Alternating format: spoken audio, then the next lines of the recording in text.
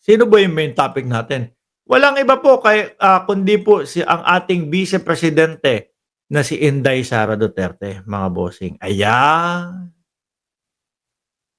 Tingin ko may galit si Inday kay Bongo. Tingin ko may galit si Inday kay Bato de la Rosa. No? Kaya pinatamaan na po. Siguro napikon na eh. Wala kayong magawa sa akin. Hindi nyo ako matulungan. Mapapa-impeach na ako. Tapos ganyan pa din kayo. Wala kayo, mahina kayo. Siguro ganun po ang iniisip ni VP Sara, no?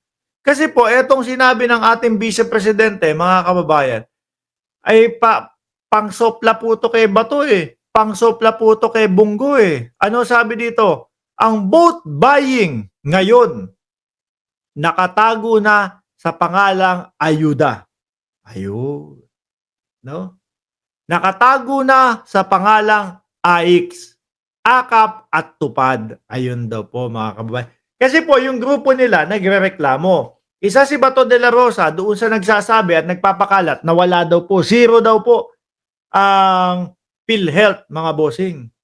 Zero daw po ang budget ng PhilHealth mga kababayan. Pero daw po yung AKAP, yung AIX, o yan, napakalalaki daw po ng pondo. At ang sinasabi nila, kagaya po ng nabanggit ng Vice Presidente, pambibili daw po ng boto. No? Pambibili daw po ng boto, mga kababayan. Saglit lang. Unang-una, pera nyo yan. Pera yan ng bayan. No? Patanong. Unang-una, pera nyo yan? Patanong. Pera yan ng bayan. Huwag kayong magpadala dyan. Ayan. Baka Western Union yun, huwag magpadala. Hindi. Joke lang. Sino po ba yung mga talagang gamit na gamit po, yung mga AIX na yan? Ayan o, Bongo. Assistance to Individual in Crisis Situation, AIX, for Cotabato Province. Nanguna, Bongo. Oh. Di ho ba? Alam niyo po ako, naniniwala ako, yung mga AIX na yan, mga bossing. Kasi ano yan kumbaga para po doon sa mga kababayan natin na kinakapos po yung kanilang mga kita. Para po sa akin, wala pong panahon-panahon yan, Talagang hanggat po, kumbaga, hanggat maaari, buwan-buwan po yan. Pero kayo naman, mga kababayan namin, tulungan nyo din yung sarili ninyo, no? Hindi habang merong mga ganyang mga AIX na yan, tatamad-tamad o hindi na kayo didiskarte na maayos. O, di ho ba? O, DSWD, AIX, Assistant of Individuals in Crisis Situation, Bongo, Porco Tabato. Usog natin konti, Tupad. O, Bato de la Rosa naman to. O, di ba? Dito naman, welcome to the assistance to individuals in crisis, AIX payout. Si Bato yan, O, dito naman, sino? Bisyo ay magserbisyo. Senator Bongo Tupad. Pag sila, mga kababayan, tulong. Pero pag po yung iba, ang mga nagpamigay, vote buying na po. No? Hindi naman po pwedeng ihinto yung pamimigay ng tulong sa ating mga kababayan. Bakit po, mga bossing, no? Hindi naman porket election, ihinto natin yan kasi magiging parang vote buying yan. Hinto muna. Hayaan mo nang magutom yung ating mga kababayan. No? Para po sa akin, yung mga DDS lang naman po ang nagsasabi niyan Dahil nga po, buhay na buhay ang pamumulitika sa kanila. Pag sila po ang gumagawa, kagaya nitong mga ito, AX, DSWD payout, Senator Bongo, pag sila po, ang ibig sabihin, tumutulong. Pag iba po, ibig sabihin, pang vote buying, kagaya ng sinabi ni BP Sara. Yan, talagang dami Sila po ang talagang lubos na nakinabang, mga bossing. Maraming salamat, Senator Bongo, tupad payout. Sila po talaga, mga kababayan. Kaya, napaisip ako, ano kaya itong sinasabi ni BP Sara? Patama na kaya ito? Kaila Bongo? Kaila Bato? No? Inis na din kaya ang Vice Presidente dito sa mga ito? Kasi wala Wala po silang magawa At ako, naniniwala ako, kaya po nasasabi ng Vice Presidente yan, kagaya po, nung style niya, no? simulat sa pulpo na ano, hindi kayang sagutin yung confidential funds, iniiwasan po yung pagsagot ng confidential funds, gumawa tayo ng issue laban sa kanila para doon ma-focus yung atensyon ng ating mga kapwa Pilipino. Nako, ang Pilipino po ngayon iba na, 'no? Ang Pilipino po ngayon ay talagang hindi ka niyan tatantanan hangga't hindi mo sinasagot kung saan napunta yung mga confidential funds, kung saan napunta yung pondo. Hmm. Kaya ito, yung mga sinasabi po ng Vice Presidente, para lang pong nagbu-boomerang sa kanila. Bumabalik po doon sa mga alagad nila, kay Bato, kay Bongo, oh. 'Di ho ba? 'Pag sila, okay, tulong. 'Pag iba, ay ano 'yan, pambibili ng boto niya 'yan. Ang galing ho 'no? Yung paulit-ulit ho nila mga kababayan na sinasabi na ang ating gobyerno po ay namumulitika at puros pamumulitika at puros paninira lang po sa kanila, parang mas nakikita po natin sa kanila mga bossing kung sino talaga yung namumulitika. Ano ho? Ay naku. Ang dapat dito sa mga 'to, o yan si Bongo at si Bato, umattend doon sa hearing ng Kongreso, ipaliwanag yung side nila. Dahil po hangga't hindi nila ipinapaliwanag yung kanilang side mga bossing tungkol doon, kagaya ng mga reward system, mananatili at hindi po nila kayang alisin sa utak ng bawat Pilipino na meron po silang itinatago.